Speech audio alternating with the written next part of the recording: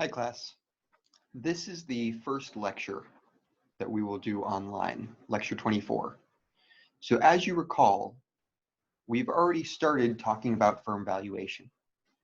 And we argued that firm valuation is dependent on three different measures. First was cash flow, where we looked at the cash flow to the firm or cash flow to equity. Second was the discount factor, which will either be the weighted average cost of capital or the cost of equity. And the third is growth.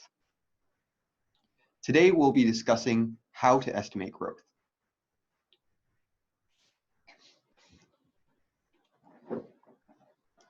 Specifically, we're going to need to answer four different questions. First, what is the expected growth in the current year? Second, what are the expected short-term cash flows, which are dependent on the short-term growth? Third, what is the long-term reinvestment rate? And fourth, when is the switch from short-term to long-term happening?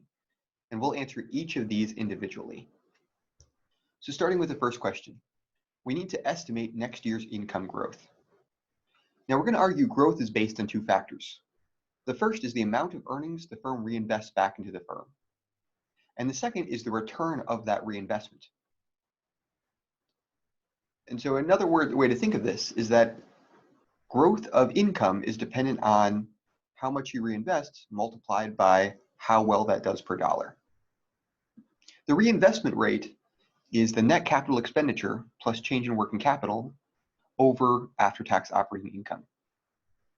Now, if you notice, and as we talked last class, net capital expenditures is just capital expenditures minus depreciation. Change in working capital is also what we've seen before when we thought of cash flows. So what we're saying here is for every $1 in after-tax operating income, how much are you reinvesting back into the firm in terms of capital, either working capital or large-scale capital expenditures? The return on capital we've already seen before. Return on capital is after-tax operating income over the book value of debt plus book value of equity minus cash. Right? So we're thinking about the value of the firm, but the value of the firm minus cash. So for another way to think of this is then for every dollar of non-cash assets, how much is the firm making that year in after-tax operating income? So let's do this for Disney. We've seen that Disney's financial statements in 2013 already offer us a reinvestment rate. The reinvestment rate that we saw from a few slides ago was 54%. And to show you where we got this information, turn to slide 90. At the bottom of slide 90, we see reinvestment was net capital expenditures plus the change in working capital. So we were left with $3.7 billion in reinvestment. We then compare that to after-tax operating income, which was $6.9 billion, and we're left with a 53.9% reinvestment rate.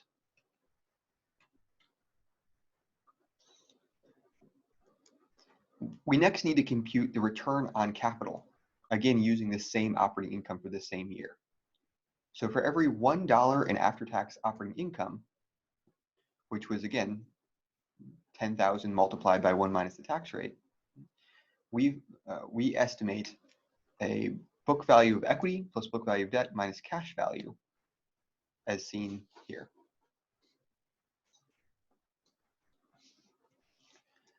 So what this tells us then is for every $1 of non-cash assets, the firm essentially makes 12.6 cents.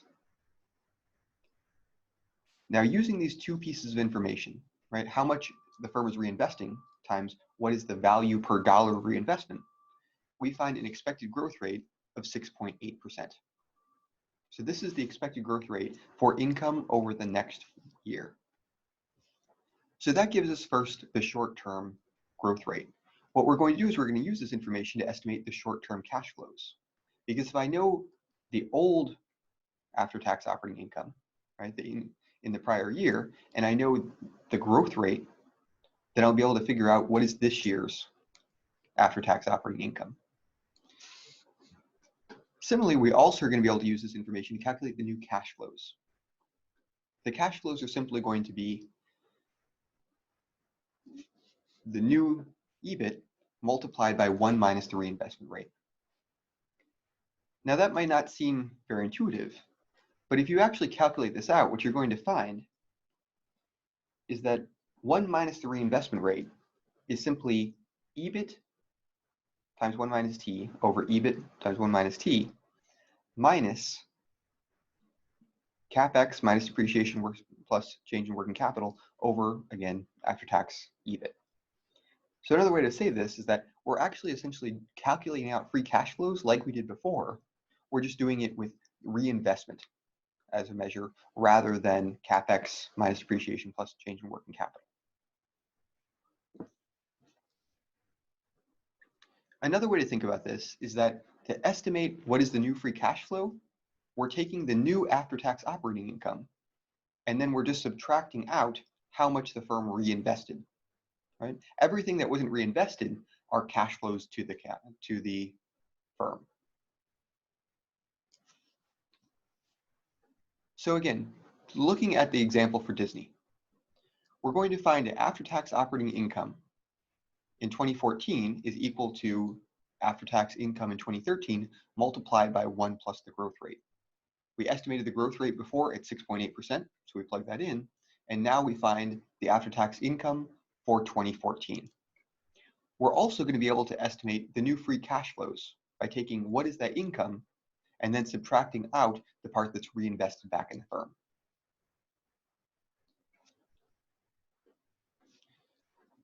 The third step was to guess long-term growth and the return on capital.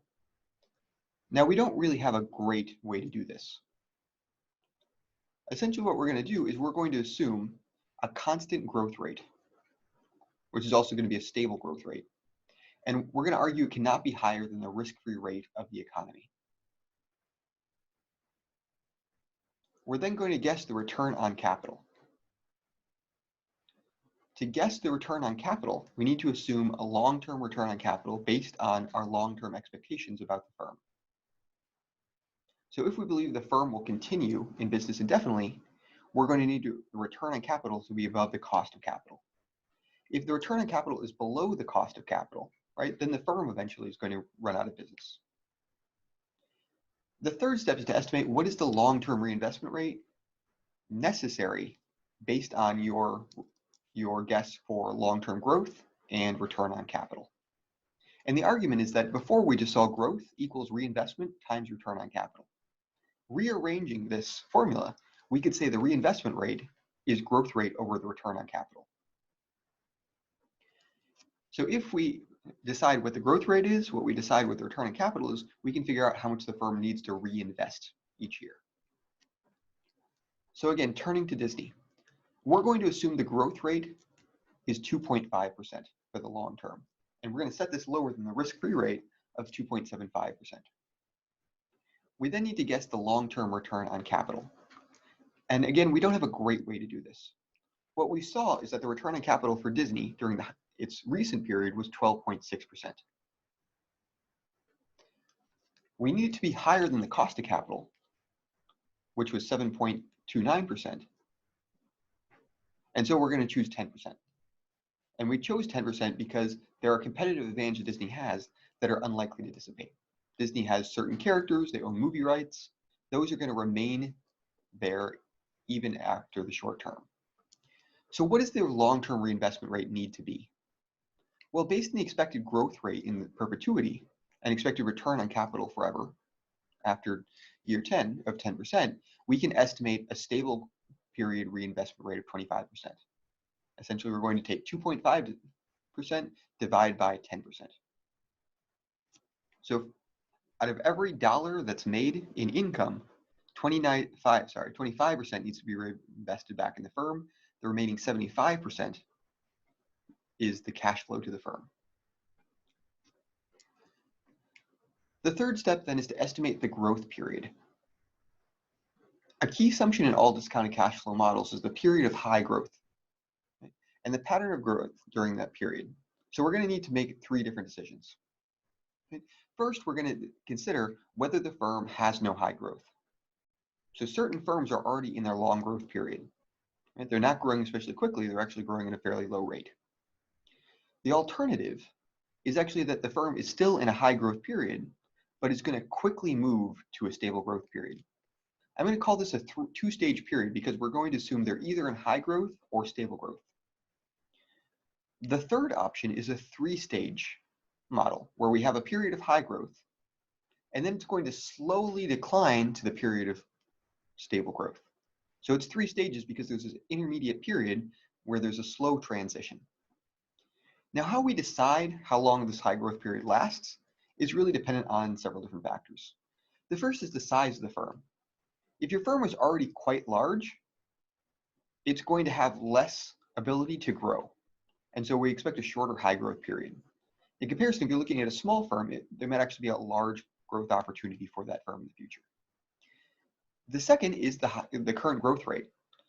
And not surprisingly, firms that are growing quite quickly right now are more likely to continue to grow quickly for longer periods.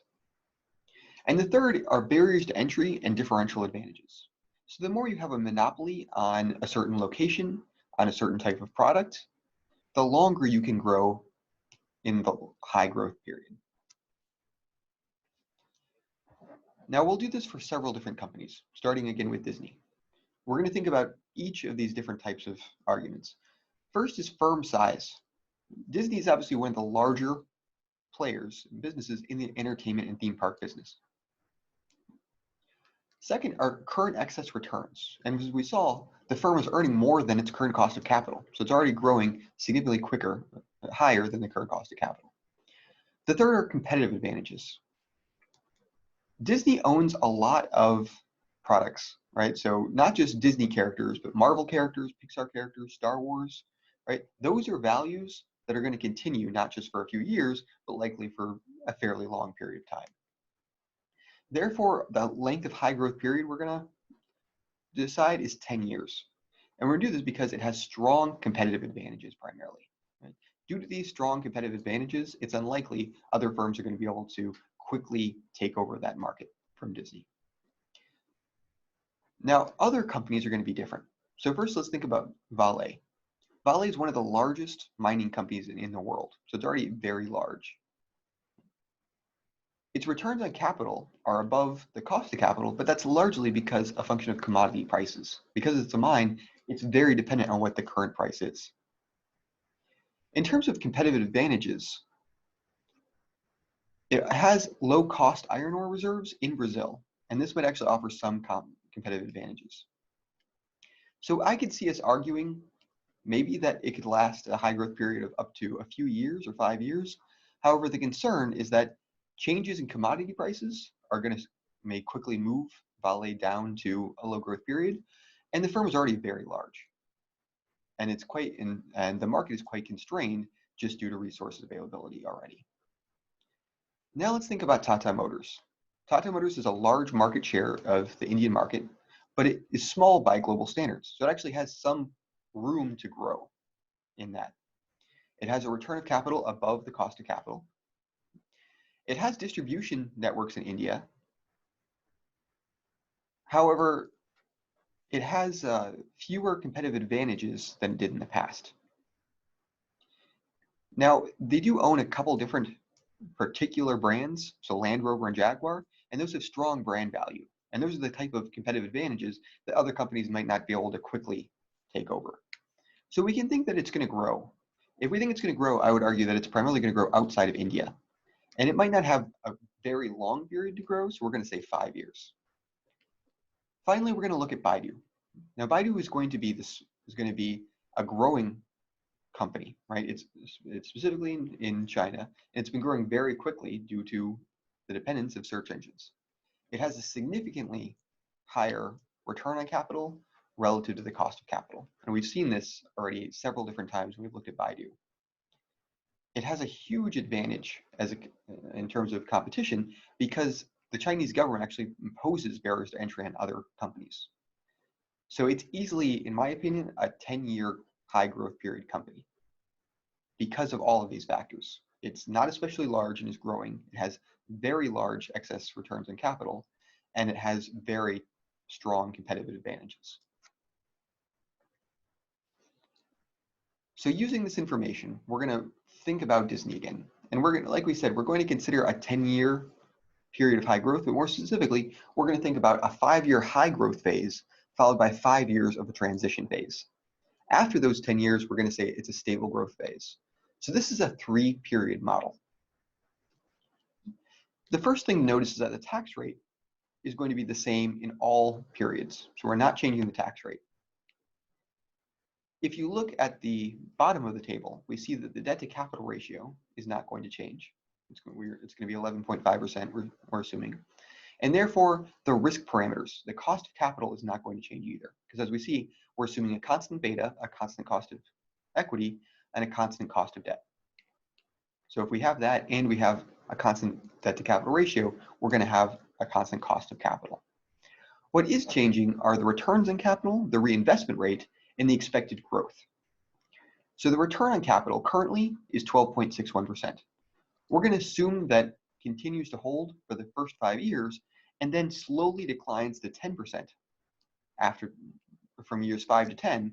And at year 10, it actually stays at 10% forever. The reinvestment rate we have already estimated. As you recall, the reinvestment rate was 54%. Right? We measured this based on income over the last year, right, and the growth expectations.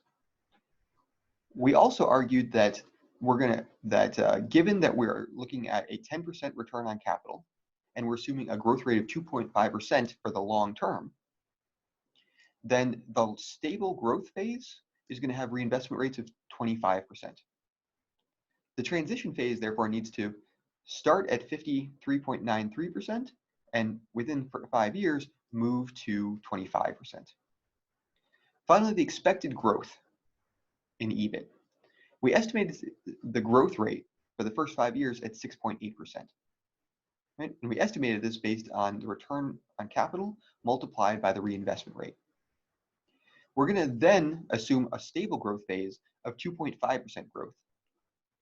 And so we'll need to allow this transition phase to move linearly from 6.8 to 2.5. So this is what our calculations are actually going to look like. I'm going to suggest that you try to replicate this table, as it's very useful to understand kind of what is going on in each number, and you'll need to do this for your own project when you estimate the valuation of your own firm. What we're going to try to do here is to take all of our estimates in one place to figure out what is the present value of the firm. And what we're going to find is the present value of the firm is right here. So starting with each piece of information, Disney's EBIT times 1 minus T at time 0 was 69.20. The cost of capital was 7.81, and the reinvestment rate was 53.93%. We're going to use this information in the first year. So in the first year, we've already said the return on capital was 12.61%. We also estimated the growth rate was going to be 6.8%. What this gives us is what is the EBIT in year 1. The EBIT in year 1 is going to be the EBIT in the prior year, 69.20, multiplied by 1 plus the growth rate. Similarly, the EBIT in year 2 is going to be EBIT in year 1 times 1 plus the growth rate. To estimate the reinvestment rate, we said this was going to be 53.93%. And we base this on our estimate of the return on capital multiplied by the growth rate. So as you can see, because these numbers are not changing, right, this number is not changing. So the reinvestment rate, like we said, is the return on capital multiplied by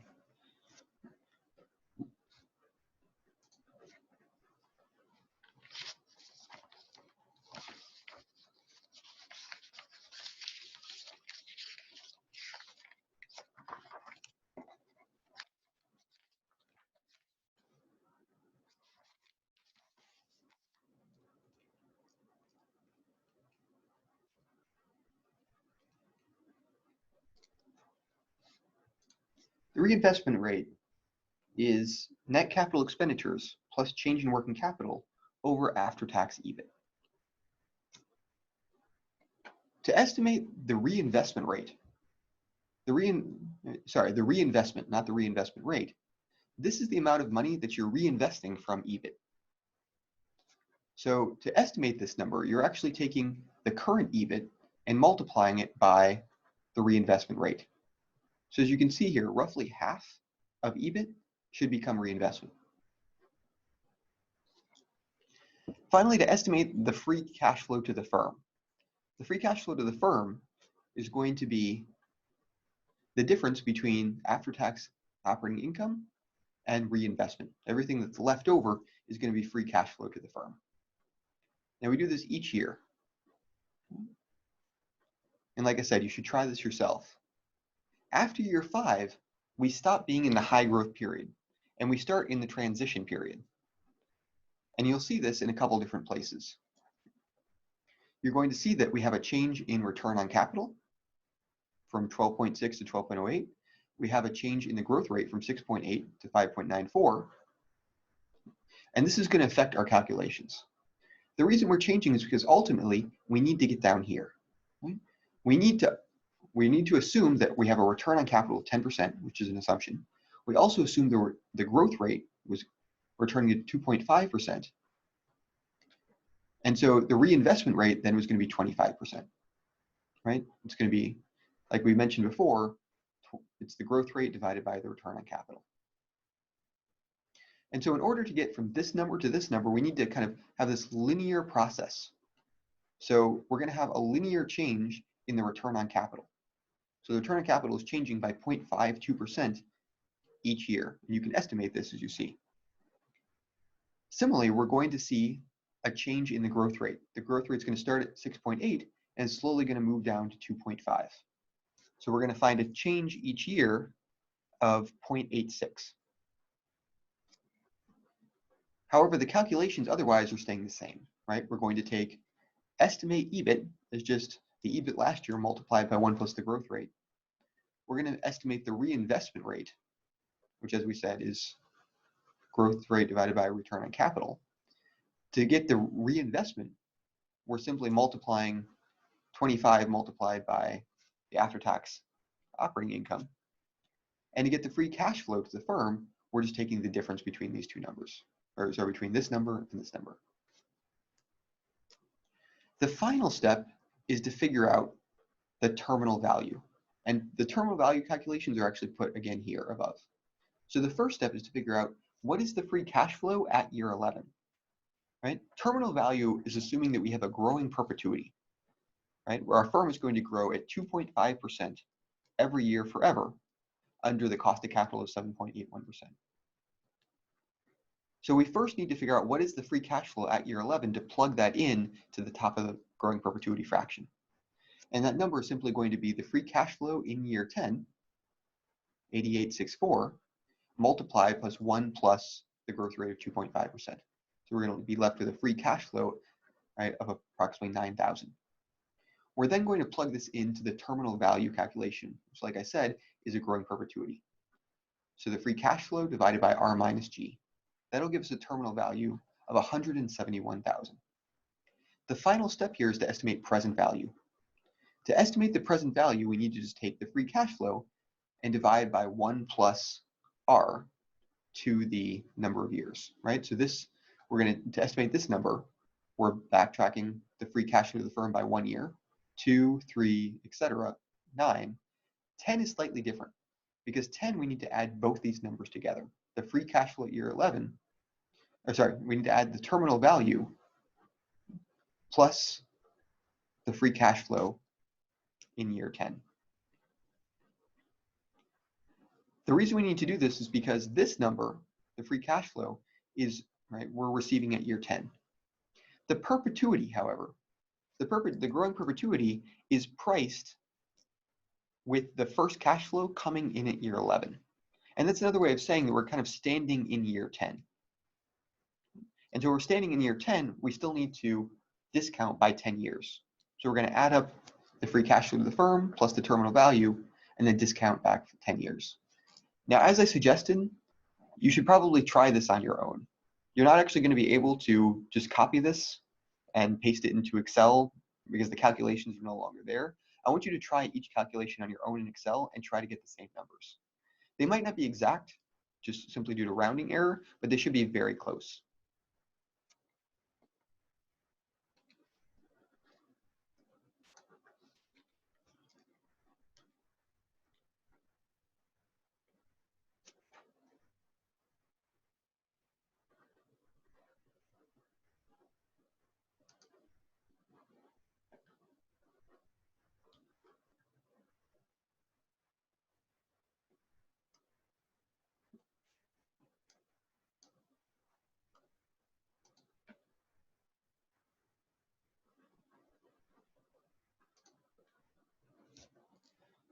All right, so let's try then two different questions. Sorry, one question. So again, I would like you to pause this and try this on your own, and then I'm willing to walk you through the numbers.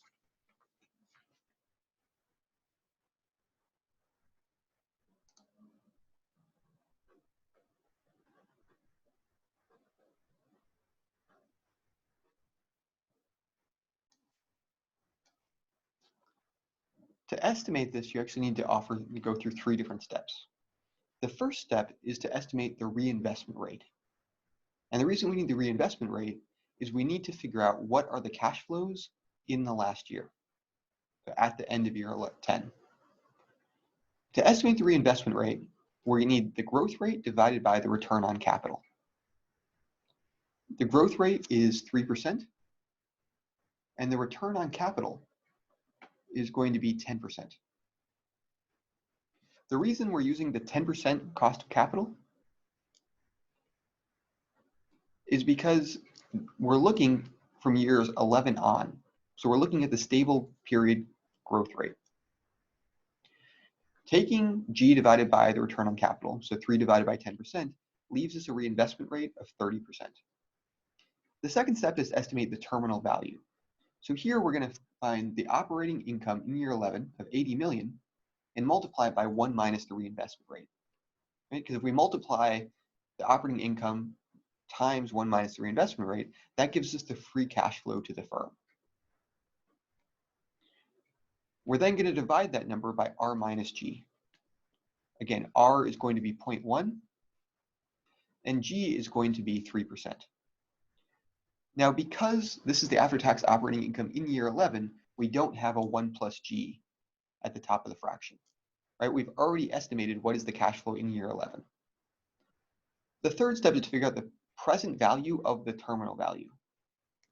And so we're going to take what is the terminal value, which we would have estimated to be 800 million, and divide by 1.12 to the 10th. The reason we're now using a cost of capital of 10% is because the cost of capital for the first 10 years was 12%. Right? So when we're backtracking from year 10 to year 0, we actually need to use the 12% cost of capital.